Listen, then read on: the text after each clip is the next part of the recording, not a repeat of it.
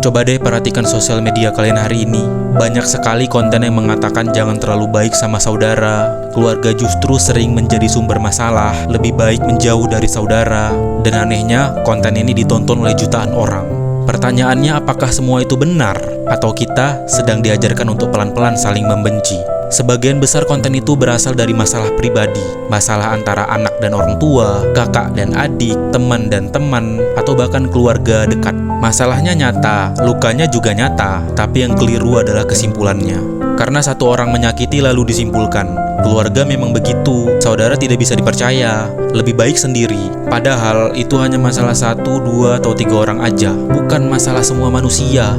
Ini yang jarang disadari, masalah dengan satu orang tidak otomatis mewakili semua orang. Kalau kita tertipu dengan satu orang, apakah semua orang itu penipu? Dan kalau kita disakiti oleh satu keluarga, apakah semua keluarga itu jahat? Kalau kita menerima kesimpulan seperti itu, berarti kita tidak sedang belajar baik. Kita sedang membiarkan luka untuk berpikir, menggantikan akal. Nah, kenapa konten seperti itu bisa cepat viral? Karena sosial media tidak menyukai kedamaian. Yang cepat menyebar itu amarah, kecewa, rasa sakit, dan kebencian. Lalu orang yang punya luka serupa merasakan, aku tidak sendirian, lalu ikut membenarkan kebencian itu. Tanpa sadar, media sosial bukan lagi tempat berbagi solusi, tapi menjadi tempat menormalisasi rasa benci.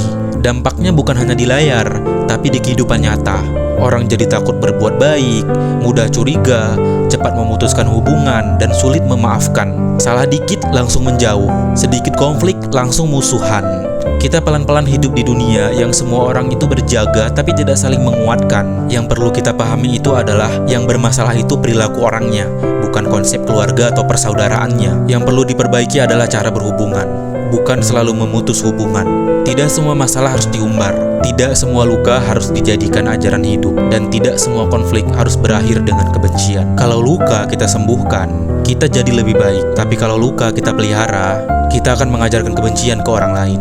Dunia ini sudah cukup keras, jangan kita tambah keras dengan menyebarkan pola pikir saling membenci. Belajar menyembuhkan jauh lebih baik daripada belajar membenci. Masalah pribadi sering diangkat ke sosial media, lalu tanpa sadar merubah pola pikir massal. Satu luka digeneralisasi, satu konflik dijadikan kebenaran umum. Padahal tidak semua keluarga sama, tidak semua sahabat itu jahat, tidak semua saudara itu jahat, dan tidak semua masalah itu harus diselesaikan dengan menjauh. Berhati-hati membagikan luka, karena luka yang belum sembuh bisa berubah menjadi kebencian dan menular. Mari belajar bijak, bukan hanya viral.